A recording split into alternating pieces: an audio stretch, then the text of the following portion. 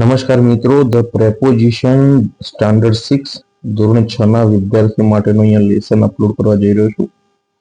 ગુજરાતી મીડિયમના વિદ્યાર્થીઓ માટે છે. ઓકે, પ્રેપોઝિશન મીન્સ નામયોગી અવ્યય થશે. અહીંયા ટાઇટલ સમજી લઈએ. પ્રે એટલે આગળનું અને પોઝિશન એટલે સ્થાન. જે નામની આગળનું સ્થાન ધરાવે તેને પ્રેપોઝિશન કહેવાય.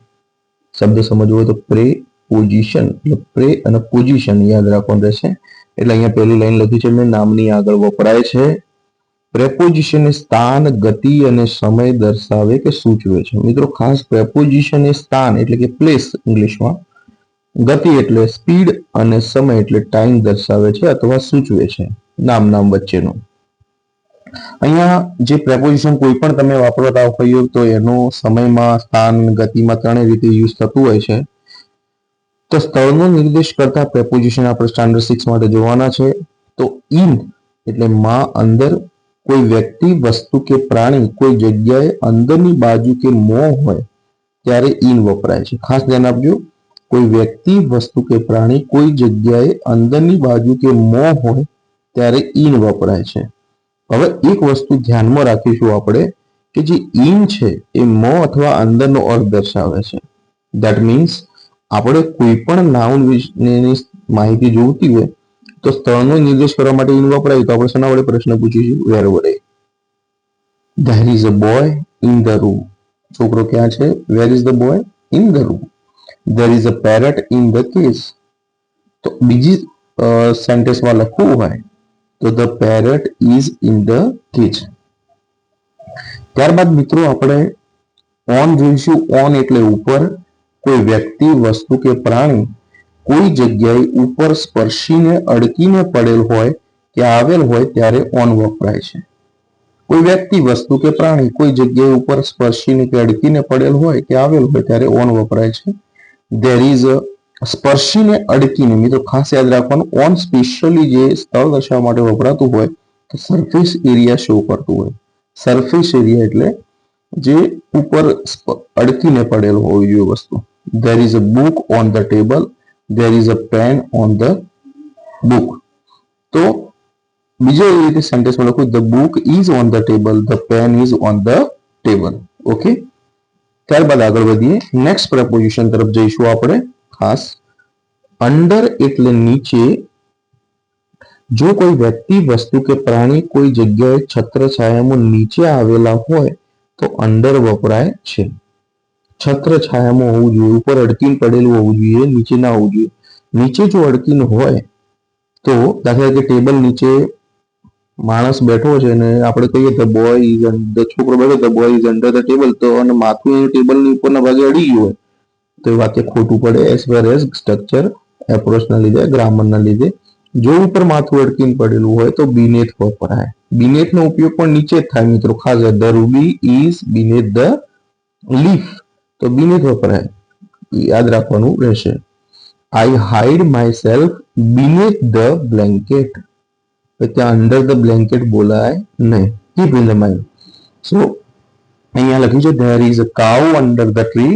The cow is under the tree. Okay, બે સેન્ટેન્સમાં. ત્યારબાદ આગળ વધીએ. નિયર એટલે પાસે. જો કોઈ વ્યક્તિ, વસ્તુ કે પ્રાણી કોઈ જગ્યાએ નજીક કે પાસે મતલબ અડકી ન હોવા જોઈએ. ખાસ યાદ રાખવું, આવેલા હોય તો નિયર વપરાય. અડકી ન હોવા જોઈએ. મિત્રો અહીંયા લખ્યું છે example, there is a car near the gate. અહીંયા નિયર એટલે કાર ગેટની બાજુમાં છે, પાસે પડી છે. એટલે કાર અને જે મિત્રો ગેટ કહેવાય એના વચ્ચે આટલું ડિસ્ટન્સ છે, આ યાદ રાખવાનું.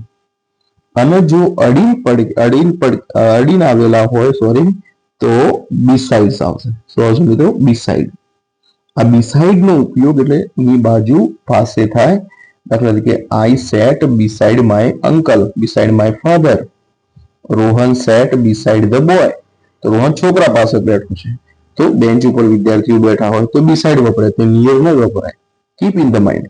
થોડીક નાની બાબતો યાદ રાખીશું તો ગ્રામેટિકલ સેક્શનની અંદર આપણી જે મિસ્ટેક પડે છે, મિસ્ટેક પડશે નહીં. મિત્રો ત્યારબાદ બિટવીન. બિટવીન એટલે વચ્ચે. જો કોઈ વ્યક્તિ, વસ્તુ કે પ્રાણી કોઈ જગ્યાએ બે વ્યક્તિની વચ્ચે આવેલ હોય ત્યારે બિટવીન વપરાય છે. બે વ્યક્તિની વચ્ચે આવેલું હોય તો here talking about two person. અહીંયા બે વ્યક્તિની વાત કરી રહ્યો છે અને બે થી વધુ હોય, આખું સ્કૂલ હોય, આખું રૂમ હોય, એના વચ્ચે વિદ્યાર્થીને ઉભો કર્યો તો એમોંગ આવે. બે થી વધારે માટે શું આવશે? એમોંગ. આ સમજવા માટે છે. 10th સ્ટાન્ડર્ડના પ્રેપોઝિશન જ્યારે હું અહીંયાથી અપલોડ કરીશ ત્યારે તમને ખ્યાલ આવશે. અહીંયા સ્ટાન્ડર્ડ 6 છે એટલે એટલા જ આપણે લેવલ લઈશું. ફક્ત બે જ વ્યક્તિનો ઉલ્લેખ કરે છે. There is a book between the bag and the duster. Bag અને ડસ્ટરના વચ્ચે બુક છે. There is a car between the bus and the truck. Truck અને બસ વચ્ચે કાર છે. The car is between the bus and the truck. બંનેનું meaning same to same છે પણ sentence આપણે અલગ રીતે બનાવવાના છે અને જોવાનું છે. એક્રોસ એટલે પેલે પાર. જો કોઈ વ્યક્તિ એક છેડેથી બીજે છેડે પસાર થવાનો વિચાર દર્શાવતી હોય તો એક્રોસ વપરાય. દાખલા તરીકે સ્ટેજ છે અને સ્ટેજ ઉપર એ વ્યક્તિ છે. અહીંયા આટલું સ્ટેજ છે, સમજીએ આપણે. આ સ્ટેજ છે, રાઈટ. હવે એક આ સ્ટેજ ઉપર વ્યક્તિ અહીંયાથી ચાલતો ચાલતો ચાલતો અહીંયા જાય છે અને વળતો પાછો આવે છે. તો અને એ વ્યક્તિનું નામ જો રોહન છે તો Rohan walked across the stage, એવું આપણે વાક્ય બોલી શકાય. Keep in the mind. અહીંયા વ્યક્તિ છે, અહીંયા ચાલતો ચાલતો વળતો અહીંયા પાછો આવે છે, આમાં વોટા મારે છે તો વોકડ આવશે. અહીંયા રસ્તો છે, રસ્તા ઉપર એ પસાર થઈને પાછો આવે છે તો એક્રોસ વપરાય છે. વિરોધી દિશામાંથી પાછું આવવું એક્રોસ વપરાય. વી વોકડ એક્રોસ ધ સ્ટેજ. સામેનો અર્થ દર્શાવવા પણ વપરાય. દાખલા કે મારા ઘરની સામે કોઈ રહેતું હોય એના વિશે કહેવું હોય તો રીના રહેતી હોય તો Reena lives across the street for me. મારા ઘર સામે રહે છે. હવે મિત્રો આ લેસનથી આગળ વધીએ. ધેર ઇઝ અને ધેર આર, ધેર વોઝ અને ધેર વર નો ઉપયોગ આપણે અહીંયા શીખીશું. અને there cow is under the tree. તો અહીંયા ઇઝ છે તો there is a cow under the tree. Next one. આ રીતે સેન્ટેન્સ જો વિદ્યાર્થી મિત્રો તમે બનાવતા શીખશો તો તમારો કોન્ફિડન્સમાં ડેવલપ થશે અને તમે સારી રીતે ઇંગ્લિશમાં ઇમ્પ્રુવમેન્ટ આવશે. અને you have confidence then you will win. વિશ્વાસ, આત્મવિશ્વાસ આવશે, સેલ્ફ કોન્ફિડન્સ, તો ધેન યુ વિલ વિન. તમે જીતી જશો. The birds are in the cage and there are birds in the cage. તો અહીંયા ખાસ ધ્યાન આપવાનું છે સેન્ટેન્સ કઈ રીતે બને છે. there is ને there are, there was, there were નો ઉપયોગ કરીને. the boy was in the room તો there was a boy in the room. હવે આગળ વધીએ. વિધાન વાક્ય, પ્રશ્નાર્થ વાક્ય, હકાર અને નકાર. અહીંયા ગુજરાતી એટલા માટે લખ્યું છે કે ગુજરાતી મીડિયમ છે અને ઇંગ્લિશ વર્ડ અહીંયા કહી દઉં છું. વિધાન વાક્ય એટલે અસર્ટિવ સેન્ટેન્સ, પ્રશ્નાર્થ વાક્ય એટલે ઇન્ટ્રોગેટિવ સેન્ટેન્સ, હકાર એટલે પોઝિટિવ, નકાર એટલે નેગેટિવ. હકારને અફર્મેટિવ સેન્ટેન્સ પણ કહેવામાં આવે છે. રિપીટ કરું છું. વિધાન વાક્યને અસર્ટિવ સેન્ટેન્સ, પ્રશ્નાર્થને ઇન્ટ્રોગેટિવ, હકારને પોઝિટિવ પણ બોલાય, અફર્મેટિવ પણ બોલાય, નકારને નેગેટિવ. હવે એક સેન્ટેન્સ આપ્યું છે there is a bag on the table. આ વિધાન વાક્ય છે મિત્રો. એનું ઇન્ટ્રોગેટિવ કરીએ આપણે. Is there a bag on the table. પ્રશ્નાર્થ વાક્યના અંતે ઇન્ટ્રોગેશન માર્ક આવશે, પ્રશ્નાર્થ ચિહ્ન આવશે. Yes there is, no there is not. Not પણ લખેલું હોય, ઇઝન્ટ પણ લખેલું હોય. Now move on. અહીંયા એક્સરસાઇઝ જોઈએ આપણે. Fill in the blanks with using in, on, under, near, between and write a sentence again. The bird is in the cage. તો મારે સેન્ટેન્સ લખવું તો there is a bird in the cage. અહીંયા એક preposition મૂકવાનું પછી આ sentence લખવાનું રહેશે. The buffalo is under the tree. So there is a buffalo under the tree. The bus is near the gate.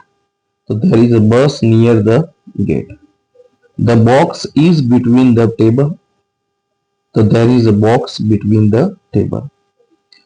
The book is on the table. So there is a book on the table. અહીંયા book જે છે table પર છે એટલે એ વાક્યના sentence આપણે there is નો ઉપયોગ કરીએ તો પહેલા ધેર અહીંયા ઇઝ હોય તો ઇઝ લખવાનું. ધ બુકનું અ બુક કરી અને પાછળનું પૂછડું એવું ને એવું. The students are in the room તો અહીંયા ધેર આર લખીશું કારણ કે અહીંયા આર છે તો આર લખવાનું. સ્ટુડન્ટનું સ્ટુડન્ટ્સ, પાછળનું પૂછડું હું તમને પહેલા પણ કહું છું, હાલ પણ કહું છું, in the room. The cat is under the table તો મિત્રો અહીંયા ઇઝ છે તો there is a cat under the table. I hope તમને સરસ રીતે અહીંયા લેસનનો ખ્યાલ આવ્યો છે. ઓકે, ખાસ કરીને ધ્યાન આપો કે ગ્રામરની અંદર પ્રેક્ટિસ મેક્સ અ મેન પરફેક્ટ. તો આપણે આવા સેન્ટેન્સની પ્રેક્ટિસ કરીશું. નવા સેન્ટેન્સ તમે જાતે બનાવજો તો ધ્યાન રાખવાનું ખાસ યાદ રાખશે. અને બીજું કે પ્રેપોઝિશન ઇમ્પ્રૂવ કરે છે તમારું નોલેજ ગ્રામેટિકલ સેક્શનની અંદર, એન્ડ ધેન તમારો જે સેલ્ફ કોન્ફિડન્સ આવશે તો you will speak very well. હવે આ ખાસ એક વિનંતી છે કે આ વિડીયો શેર કરજો અને મારી ચેનલને સબસ્ક્રાઇબ કરવાનું ભૂલતા નહીં. Okay, thank you very much.